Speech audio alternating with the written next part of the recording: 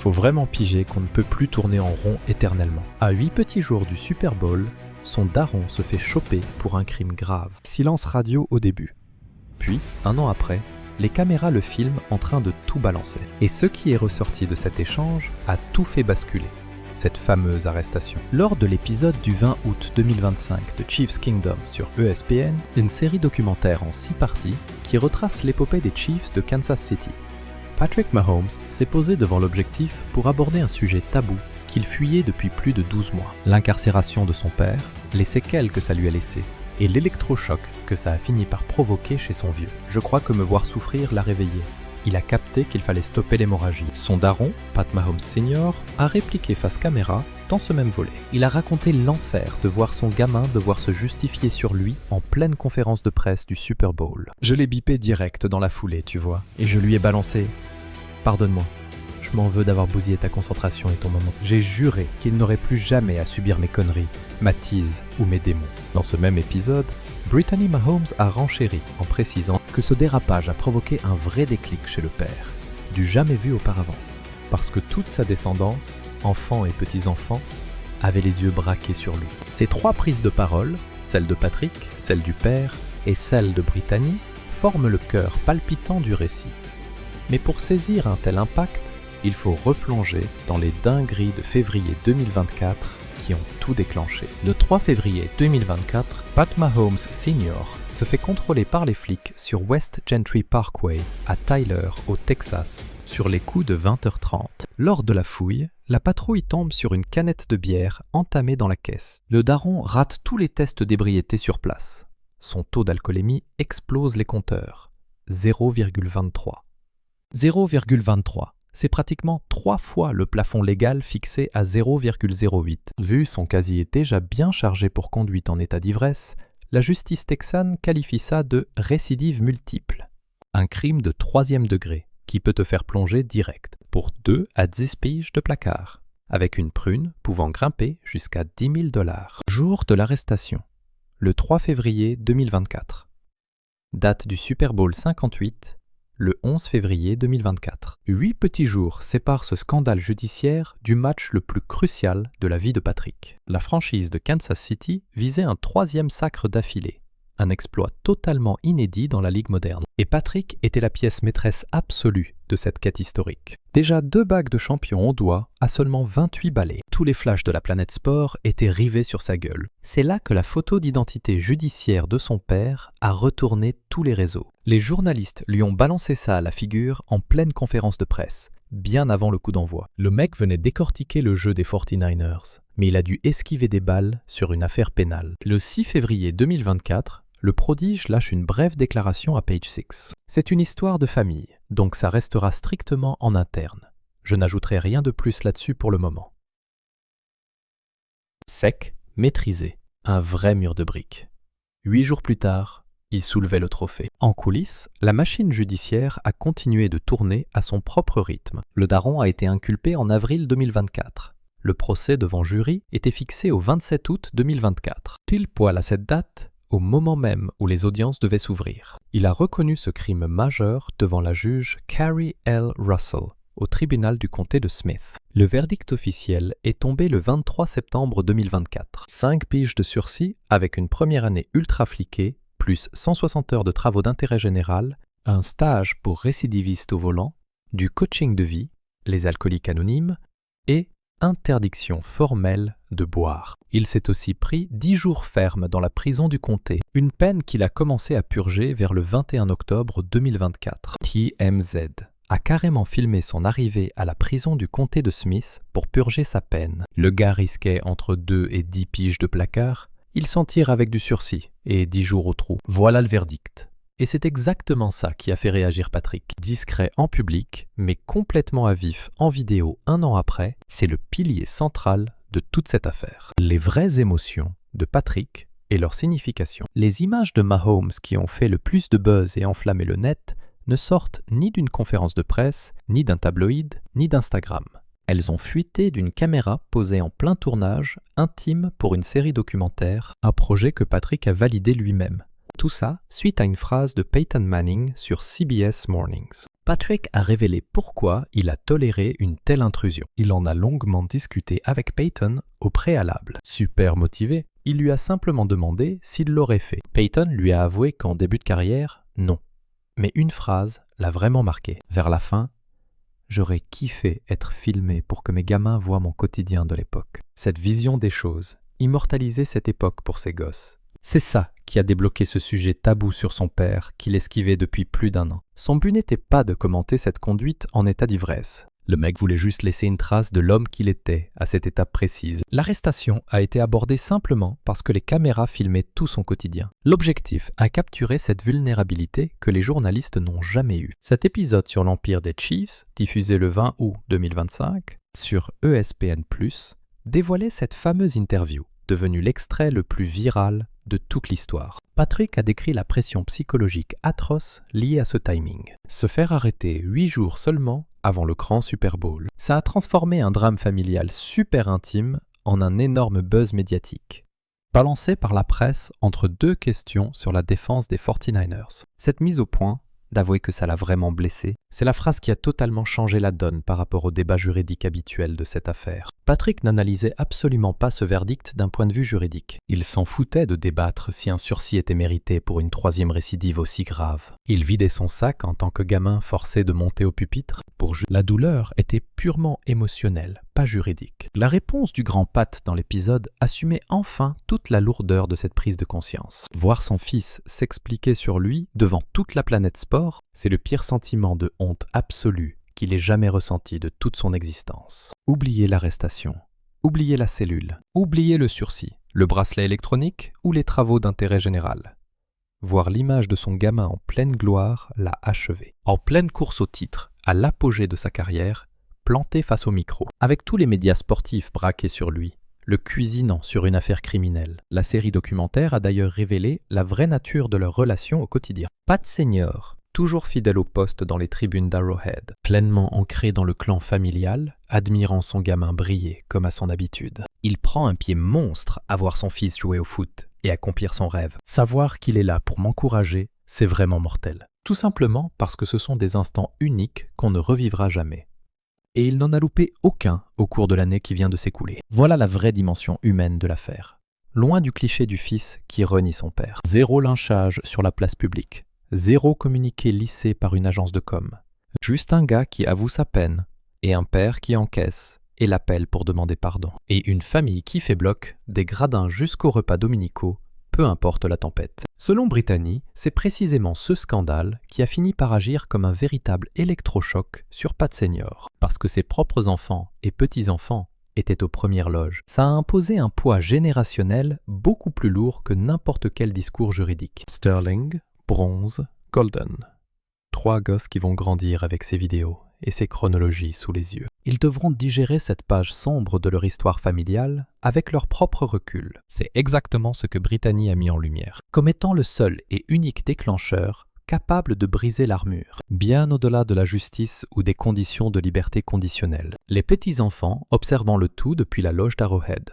La saison 2025 des Chiefs a rajouté sa propre dose de souffrance à l'année de Patrick. Rupture des ligaments croisés et latéraux lors de la 15e semaine contre les Chargers, ruinant sa fin de saison. Bilan catastrophique de 6 victoires pour 11 défaites, ratant les playoffs pour la toute première fois sous l'ère Mahomes.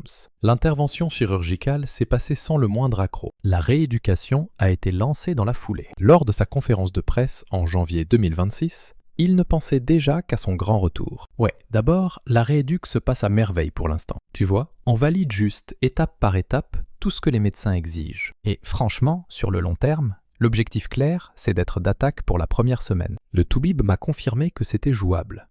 Les journalistes l'ont ensuite relancé sur la charge mentale d'un tel calvaire. Mais pour ma part, le simple fait de garder cet objectif précis dans un coin de la tête m'aide beaucoup. L'envie de repousser mes limites jour après jour, sans oublier la chance d'avoir une femme incroyable qui m'aide à rester impliqué à 100% avec les gamins. C'est bien ça la marque de fabrique de Patrick Mahomes. Imperturbable face à la pression, aux blessures, aux drames familiaux ou au jugement public. Même pris au piège devant la presse, il garde cette même attitude stoïque et tourné vers l'avenir. Gérer les drames en coulisses. Assumer la pression en pleine lumière, toujours aller de l'avant. Quand Patrick a finalement réagi ouvertement, il n'y avait aucune once de colère en lui. Il ne cherchait pas non plus à critiquer la sentence du tribunal. C'était juste un gamin, expliquant que sa propre souffrance avait finalement réveillé son père. Est-ce que ça a vraiment marché? La suite des événements va vous donner la réponse brute. Que s'est-il passé en 2026? L'histoire ne s'est pas arrêtée après le verdict.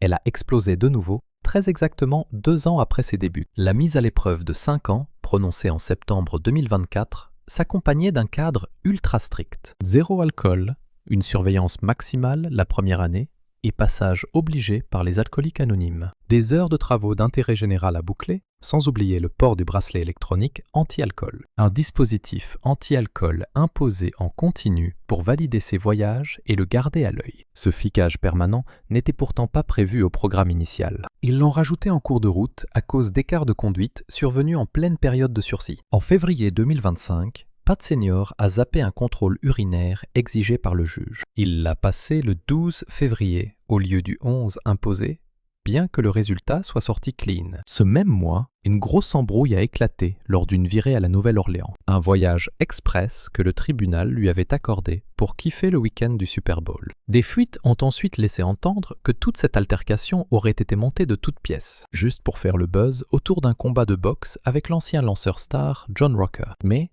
un faux ou un tox, peu importe. Face à ce cirque, l'agent de probation et le procureur ont frappé fort. Ils ont direct exigé l'ajout d'un bracelet électronique pour durcir le contrôle. Le juge a validé, aux frais exclusifs de Pat Senior. Du coup, fin 2025, le père de Mahomes se retrouvait sous le coup d'une probation ultra stricte pour crime, avec un mouchard électronique vissé à la cheville pour traquer la moindre goutte d'alcool H24. Le tout sous la loupe d'un système qu'il avait déjà épinglé pour un test foiré et un dérapage en déplacement. L'étau s'était sévèrement resserré autour de lui, et ce, de façon implacable depuis septembre 2024. Mais le 1er janvier 2026, en plein nouvel an, le fameux bracelet aurait capté un énorme pic. Certains rapports balançant un taux cutané frôlant les 0,045.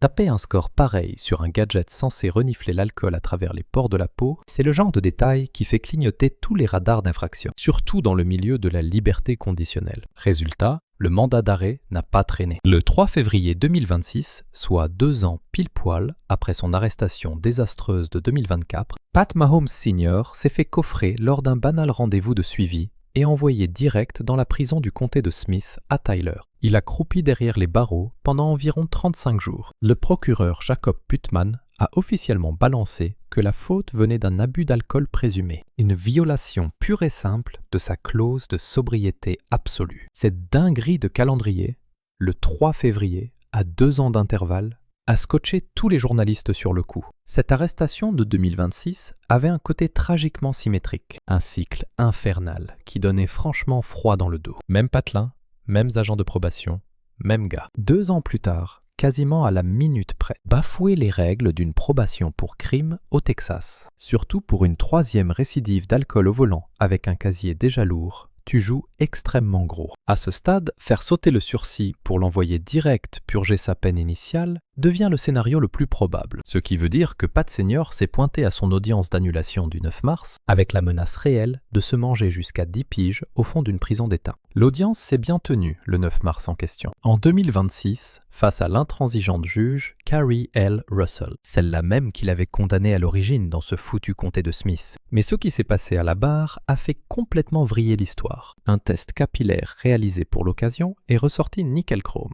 Aucune preuve de consommation prolongée et de son côté, Pat Senior a juré qu'il n'avait pas touché un verre. Le détecteur électronique avait bel et bien flashé une consommation d'alcool. L'analyse capillaire, en revanche, est revenue complètement vierge. Ces 2 preuves se contredisaient totalement, transformant cette faille en l'enjeu central de l'audience. Le parquet a finalement déposé une requête visant à annuler la procédure d'incarcération. L'objectif n'était pas de classer l'affaire, mais plutôt d'ajuster les règles de sa mise à l'épreuve actuelle. Au lieu d'aller jusqu'au bout de la révocation, le juge Russell a donné son feu vert à cet aménagement. La période probatoire du père a été rallongée de 2 années entières, ce qui porte la durée globale de son encadrement judiciaire à 7 ans au total. Une cure de désintoxication externe obligatoire de 16 semaines est venue se greffer aux exigences. La justice a déduit la 30aine de jours de détention provisoire qu'il avait cumulée depuis son interpellation début février. Ce laps de temps épongeait parfaitement le fameux mois de prison ferme fraîchement exigé. Le jour même,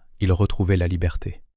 Dire qu'en franchissant les portes de ce tribunal, il risquait 10 piges à l'ombre, quelques heures plus tard, il en ressortait libre, écopant juste d'un suivi prolongé et d'une obligation de soins. La toile s'est enflammée dans la seconde, ravivant exactement la même frénésie qu'en 2024. La fameuse justice VIP frappe encore. On va lui passer combien de fois l'éponge ? Ce bras de fer médical entre le capteur d'alcool et l'analyse de cheveux immaculés a déclenché un débat monstre. Les sceptiques se sont demandé si ce gouffre entre les analyses cachait un simple bug matériel, ou si c'était tout simplement la magie d'un avocat pénaliste hors de prix. Sans parler du poids écrasant et du bouclier d'immunité que procure le nom de famille de son rejeton. Certains spécialistes ont d'ailleurs fait remarquer que ces bracelets électroniques pouvaient parfois déclencher de fausses alertes, surtout au contact de produits contenant de l'alcool non buvable, genre du gel hydroalcoolique ou certains détergents. Le camp de la défense a martelé que les preuves n'atteignaient tout simplement pas le niveau d'exigence requis pour justifier un renvoi en prison. 0 aveu et aucune consommation chronique détectée dans la tignasse. Ils ont ajouté qu'imposer une thérapie attaquait le véritable problème d'addiction bien plus efficacement. Plutôt que de balancer un type de 55 piges au trou pour la prochaine décennie. Au final, ce grand débat public ne s'est jamais refermé. L'histoire n'a fait que bégayer, reprenant exactement le même schéma qu'après la condamnation de 2024. De son côté, la star du foot américain n'a lâché aucune déclaration publique concernant l'audience du 9 mars. À la date du 10 mars 2026, soit le lendemain du fameux verdict. Sa stratégie de l'omerta n'avait pas bougé d'un pouce. 0 commentaire en conférence de presse. Silence radio absolu sur les réseaux.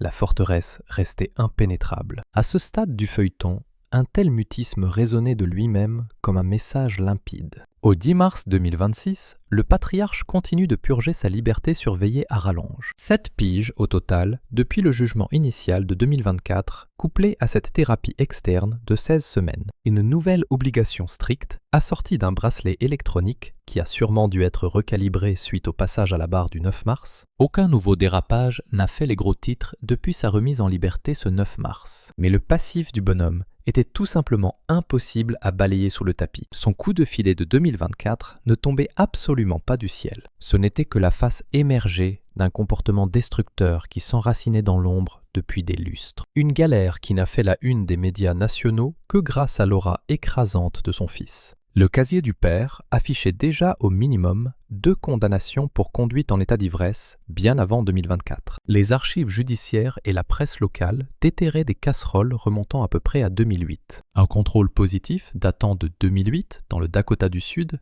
est même remonté à la surface lors des investigations journalistiques. Sans oublier cette arrestation pour ébriété manifeste sur la voie publique consignée en 2016. Le pire, c'est que ça s'est passé en plein match universitaire de son garçon à Texas Tech.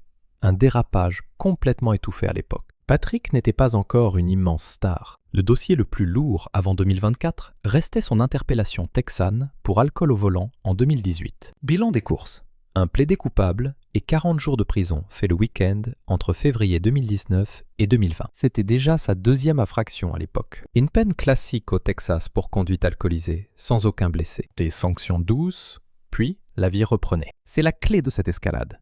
Chaque sanction restait toujours gérable. Quelques week-ends enfermés, des stages, puis l'air libre, pour un homme dont l'alcoolisme s'aggravait en silence. Cette boucle interminable de délit et libération bloquait toute vraie prise de conscience. Ça a complètement banalisé la situation.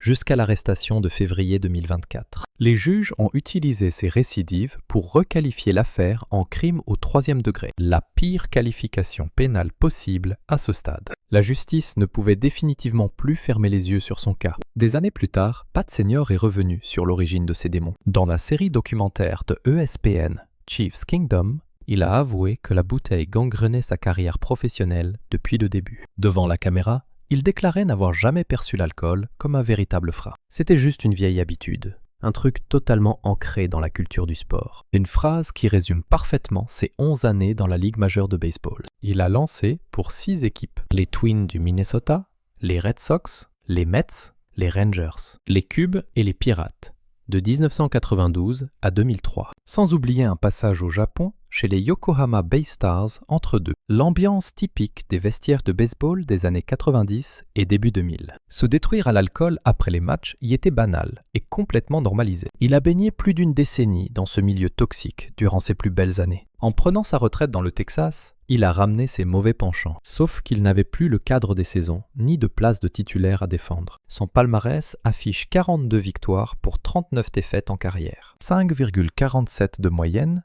452 retraits sur 709 manches et 308 matchs. Un vrai mercenaire des terrains, qui savait toujours s'adapter. Il s'est accroché à son sport presque jusqu'à la quarantaine, écumant les ligues indépendantes, bien après avoir quitté les sommets du baseball. Cette vie nomade et cette culture de vestiaire ont totalement forgé sa forte addiction. Il admettra plus tard avoir ignoré le problème jusqu'à atteindre le point de non-retour. Patrick a d'ailleurs lié ça au schéma paternel dans l'épisode du documentaire. Il expliquait que son père sous-estimait l'emprise destructrice de la bouteille, tout simplement parce qu'il parvenait toujours à assurer sur le terrain. Sa carrière n'en souffrait pas directement. Le mal restait donc parfaitement invisible pour lui. Une lente destruction de l'intérieur. Et quand la justice frappait, les peines restaient à chaque fois vraiment dérisoires. Rien ne l'obligeait à stopper net. C'est dans ce climat qu'arrive l'arrestation de 2024. Son frère Jackson affrontait d'ailleurs ses propres ennuis avec la justice, de manière quasi simultanée. Jackson s'est pris une inculpation pour agression sexuelle aggravée en 2023. Tout est parti d'une sombre histoire dans un resto, en février de cette même année. En mars 2024, l'accusation a fini par chuter à un simple délit avec 6 mois de sursis, plus des cures obligatoires. Ce dossier n'avait strictement rien à voir avec l'histoire de conduite en état d'ivresse de Pat Senior. Sauf que pour le grand public, les deux scandales ont fini par se mélanger. Toute l'attention s'est braquée sur le nom Mahomes et le chaos qui l'entourait. Pendant qu'il raflait des Super Bowls, Patrick devait aussi gérer les casseroles de son frère. Et il a dû le faire en pleine lumière, sous l'œil des caméras. Il a balancé exactement le même discours préfabriqué que pour son daron. Franchement, c'est d'ordre privé, et je préfère garder ça pour moi. Au bout du compte, je suis juste là pour jouer au foot, tout en veillant sur les miens. À chaque fois, il enfilait la même armure. Mais la série documentaire sur les Chiefs a fini par balancer l'envers du décor. La pression était monstrueuse, coincée entre le procès du frangin et les gardes à vue du père, sans oublier le harcèlement médiatique et les regards braqués sur tous ceux portant son nom. Patrick encaissait tout ce poison en silence, loin de ses brèves déclarations millimétrées. Le tout sur un fond de récidive qui traînait depuis des années. Une véritable culture familiale banalisait totalement ce genre de dérapage. Ce nom de famille, toujours plus scruté à chaque titre, a rendu le verdict carrément choquant aux yeux de l'opinion. Et l'explosion de colère, à la lecture de la sentence, s'est nourrie de tout ce lourd passif. C'est justement tout ce passif caché qui a fait crier au scandale. La condamnation, en elle-même, c'est le vrai moteur de cette affaire. Tout le reste n'est qu'une histoire de timing et d'antécédents familiaux. L'attitude de marbre de Patrick n'a fait qu'attiser la rage déclenchée par le mot sursis. La loi texane accusait carrément Pat Mahomes Senior d'un crime du 3e degré. Le tarif pour ce genre d'infraction ? 2 à 10 ans de prison, plus une amende grimpant jusqu'à 10 000 $.